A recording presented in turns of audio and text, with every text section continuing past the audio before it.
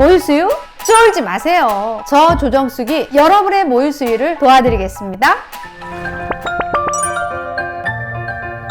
안녕하세요. 오케타니 모유가 상담실 대표원장 조정숙입니다. 우리 아기가 자주 개우고 토해요. 병원에 가봐야 할까요? 아기가 토하는 문제로 걱정하는 분들이 많이 계셔서 개우는 것과 토하는 경우에 대해서 말씀드리려고 합니다.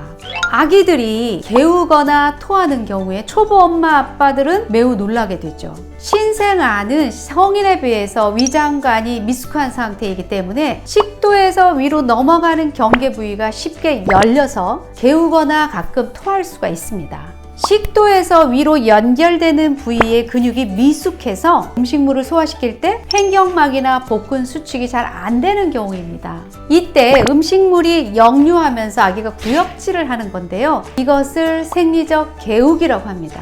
생리적 개우기는 1세 미만의 아기에서 90% 정도 나타나지만 성장해 가면서 대부분 자연스럽게 없어지는 증상입니다. 아기가 모유나 분유를 많이 먹으면 위가 빵빵해지겠죠? 이렇게 되면 당연히 소화가 어렵게 되면서 밖으로 뿜어내는 것은 당연한 일이라고 생각됩니다. 이럴 때 아기가 계속 구역질을 하게 된다면 초보 엄마와 아빠들은 불안할 수밖에 없습니다. 혹시 우리 아기가 다른 문제가 있지는 않을까?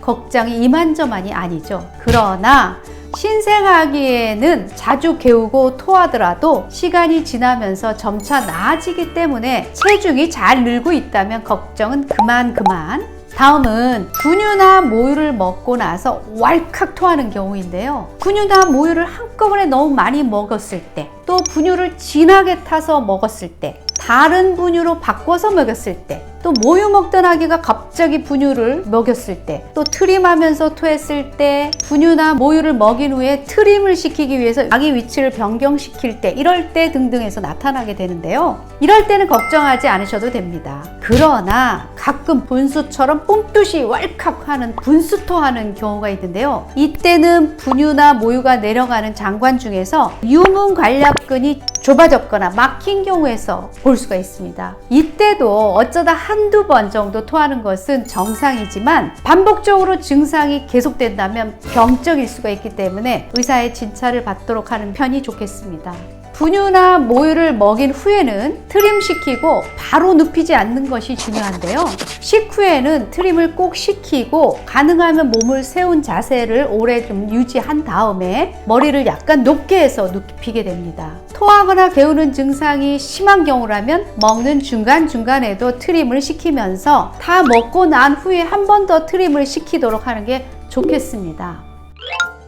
개우거나 구토를 자주 하는 아기들의 경우에 대처 방법인데요. 한 번에 수유하는 양이 많으면 양을 좀 줄이면 되겠고요. 수유 간격을 좁혀서 소량씩 조금씩 자주 먹이고, 먹일 때는 공기가 들어가지 않게 하시고요. 모유를 먹일 때는 젖꼭지를 깊고 넓게 넣어서 먹여주는 편이 좋고, 분유를 약간 묽게 타주거나 분유를 먹일 때는 젖병을 45도 각도로 기울여서 먹이고, 먹인 후에는 반드시 트림을 시켜줘야 합니다.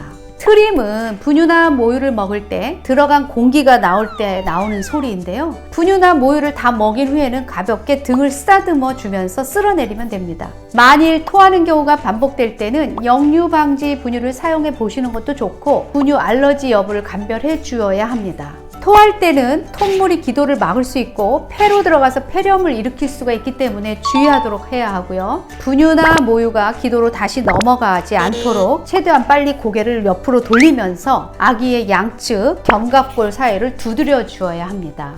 토하는 아기가 어떤 경우에 의사의 진찰을 받아야 되나 지금부터 말씀드릴게요. 아기가 갑자기 분수토하는 증상이 24시간 내에 4번에서 5번 이상 구토를 지속하는 경우에는 의사 진찰을 받아야 됩니다. 또 짙은 초록색으로 담즙이 섞인 구토를 하는 경우, 콧물색이 짙은 까만색이거나 카키색, 붉은색을 띠는 경우, 또 토하면서 아기 얼굴이 새파래지고 살에 걸린 것처럼 힘든 기침을 여러 번 하는 경우가 되겠습니다. 또 생후 2-3주가 지나면 분수토를 하기 시작하는데요. 이때 많은 양을 토하는 경우, 또 구토를 하면서 체중 감소가 나타나는 경우, 잘 먹으려고 하지 않고 구토 후에는 눈에 띄게 힘이 없는 경우 등등 이런 증상들이 보이면 빠른 시일 내에 전문의의 진단을 통해서 치료를 받을 것을 추천드립니다. 결론인데요. 생리적 개우기가 아닌 구토는 장중첩증, 유문협착증 등의 위장관 폐쇄나 상기도 감염, 장염, 내막염 이런 감염성 질환에 의한 증상으로 나타나기도 합니다. 만약 아기가 일시적이고 단순한 구토가 아니거나 복합적인 증상이 나타난다면 빨리 의사의 진단을 받아야 합니다. 오늘은 개워내고 토해하는 것에 대해서 말씀드렸습니다. 오늘의 영상은 여기까지입니다. 도움이 되셨나요? 도움이 되셨다면 구독과 좋아요, 알림 설정은 저에게 많은 힘이 됩니다. 다음에도 더 유익한 영상으로 찾아뵙겠습니다. 쫄모TV 안녕!